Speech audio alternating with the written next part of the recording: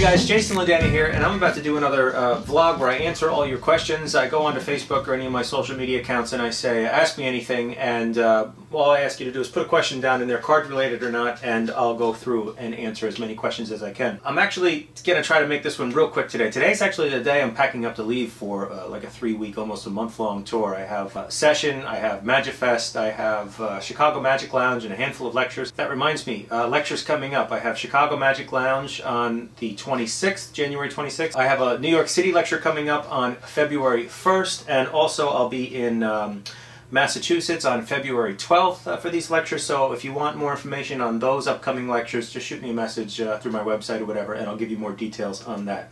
Alright, let's get into the questions. Gary asks, are you doing a DVD set of your latest book? Yes, I will be doing that, although I won't be releasing it in the near future because I don't want the DVD and the book to compete. So yes, but in the future. Michael Gordon asks if I can show some of the practice routines that I do. Michael, what I do is on YouTube every so often I release a video of some card technical work, some shuffles and false deals and things like that. That's actually what I'm doing in my practice routines. I film them to make sure that I'm doing them correctly or see where I can improve or whatever. And then I turn them into some sort of content to release. So if you want to know what I'm practicing, watch those videos. Carlos asks, is the double undercut something that we should throw out, or does it have a place in card work? The double undercut is very important. So I use it all the time, tabled version, in the hands version. As far as how many times should you do it, well, that's about the context of the effect. I wouldn't say any more than 5 or 6 times, but if you're establishing that the spectator can cut the cards as many times as possible, then you want to establish or show that you can cut the cards a lot, then you may do it more than a couple times. But the safe answer is to say 1 or 2, maybe 3, and I think you'll be good to go. But you have to look at the whole context of the effect to know the exact number that you should do. Jason asks, how does the two perfect theory affect your routining? The two perfect theory will have an effect on the effects themselves. Sometimes I want to show some sort of moment where I do something in the routine so that they know it's some sort of skill, or that I must have done something to have the resulting climax happen. So I look at the two perfect theory in context of an effect itself, not necessarily over the whole act, if that's what your question means. You asked about the routining. So I just want to make sure that if I'm claiming to have the ability of something, give them a shred of evidence that proves that you really do have that ability. Because if you're not doing anything, people may doubt that. If you don't know what the two perfect theory is, none of what I just said makes any sense. Okay. Sam asks, if I had a tail, would I keep it a secret so I could use it as a third hand or holdout? Absolutely. If I had $1 for every time I was asked that question, I would have $1. Lee asks, what is my practice schedule like, and do I take a day off from practice? Bottom line, I am constantly practicing. I've answered this question in other vlogs before. It really depends on what's coming up. So this past week I've really been preparing for the lectures and the conventions and such. If I don't have anything like that coming up, I'll be practicing for whatever show's coming up, perhaps a lecture or a workshop or something. I use my schedule to dictate what it is that I'm keeping in shape. Abner asks, if I had an opportunity to go on Penn and Teller on Fool Us, would I? Absolutely. The only stipulation there is that the type of material that I do, I create material that fools lay audiences. So I have a handful of magician effects, but to be honest, I like that those aren't released. That gives me something to do when I'm at a convention to fool magicians with. So yes, I would like to be on the show, but at the same time, I want to stay true to the type of material that I create and the type of material that I perform. Jordan asks, if I had to choose between a magic career and a music career, what would I choose and why? I feel like you change as a person every 5 years. You kind of become a new person with new goals. And 15 years ago, I was in several different bands. 20 years ago, I was in touring bands.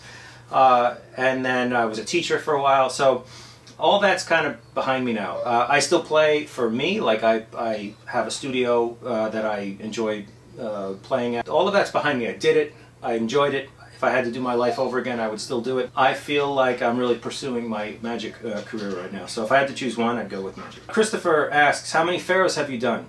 All of them. Lauren Elizabeth asks, whose bottom deal is better, mine or yours? Well, it's funny because one night Lauren came into my room when I was practicing my bottom, which doesn't need any practice because it's flawless anyway.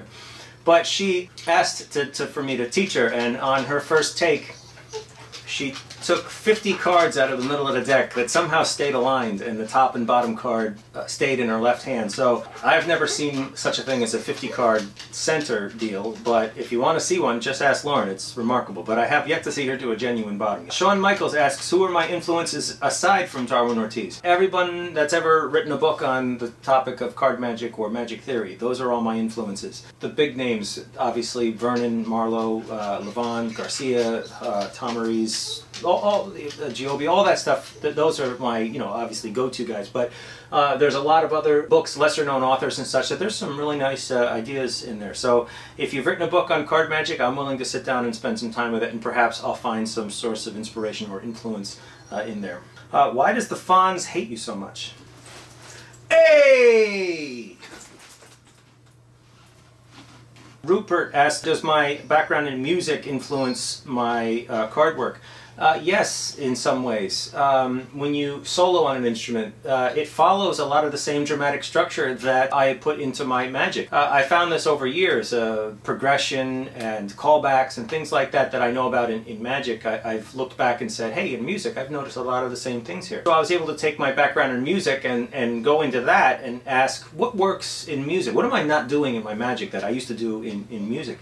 And in some odd way, it all boils down to performance. It's just a different instrument. Instead of a piano, it's a deck of cards. But a lot of the same way that you communicate with your audience, a lot of the same things are at play. So they've influenced each other, I should say. Stephen Wood asks, what is the most important sleight in card magic? I've answered similar questions like this in previous vlogs. There is no one specific thing.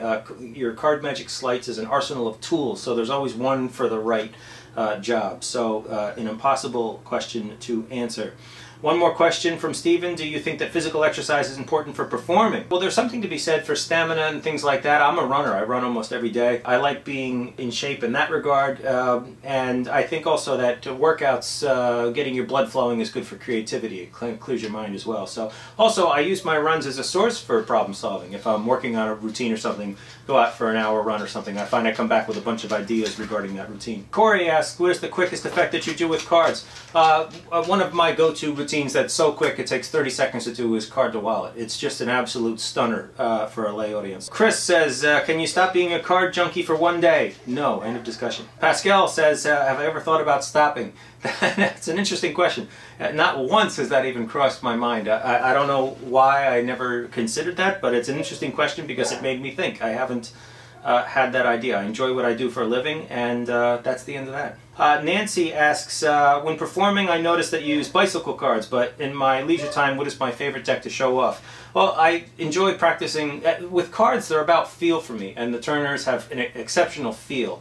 So that's why I enjoy practicing with those. It's kind of boring, but that's my favorite deck of cards. I have, well, I'm pointing to the shelf behind the camera, I have a whole bunch of cards from like the 1900s and such that are fun to look at, but I certainly wouldn't, it's an old Piatnik deck actually. I wouldn't sit down and practice with them. I just like the way they look. If you're familiar with Darwin Ortiz's museum piece, there are cards that are similar to that. Santiago says, favorite routine from Game Changer. That is a difficult one to answer too, because they're all my babies. I worked very hard on each particular routine. So the moment that I say one, I think, oh well, yeah, but there's those other ones. If I had a gun to my head, I'd probably say Power Play is one of my favorite routines. It's a shuffle deck of cards in play, and you can do this routine anytime, and the spectator shuffles the deck several times, and at the end of the routine you deal out 5 sets of 4 of a kind from a shuffle deck. So that one is a personal favorite of mine. But like I said, if you have the book, you'll notice that took like 40 pages to write up. It's really, really complicated to do, but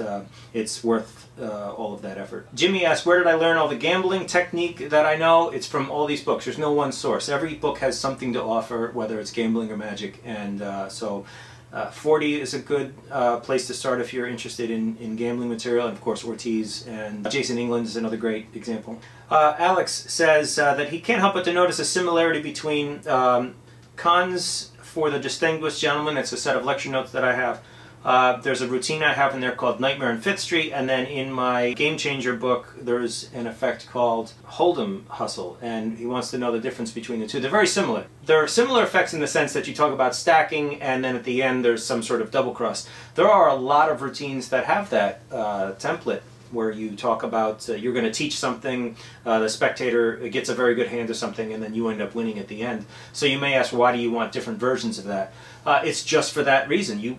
If there was only one version, I'd get tired of doing that routine over and over and over again. So that's why I have a lot of different tracking effects, a lot of different stacking effects, a lot of different transposition style effects. It's just to keep things interesting so that I'm not doing the same exact routine over and over and over and over again. Well, alright guys, thank you very much for sending in all of these questions. If I didn't get to answer your question, it's only for time's sake, so I'm sorry if I missed your answer in there. Also, a lot of these vlogs are already on my YouTube channel. Have other questions or are curious about anything else, you can watch the old vlogs, and perhaps I'm talking about something that you're interested in. If I did miss your question, or you have a new question or something, just leave it in the comments section below. I'm pointing to my floor like that makes a difference. Leave it in the comments section below, and what I'll do is on my next video I'll get to that question. Alright guys, I really appreciate it, and if you're going to be at the session or MagicFest or Chicago Magic Lounge in the next couple of weeks or whatever, please come up, say hi, and I really would like to thank you for supporting me and this channel and everything, and supporting me by coming out and watching the lectures and such. So thank you very much for that, and until next time, I'll see you later.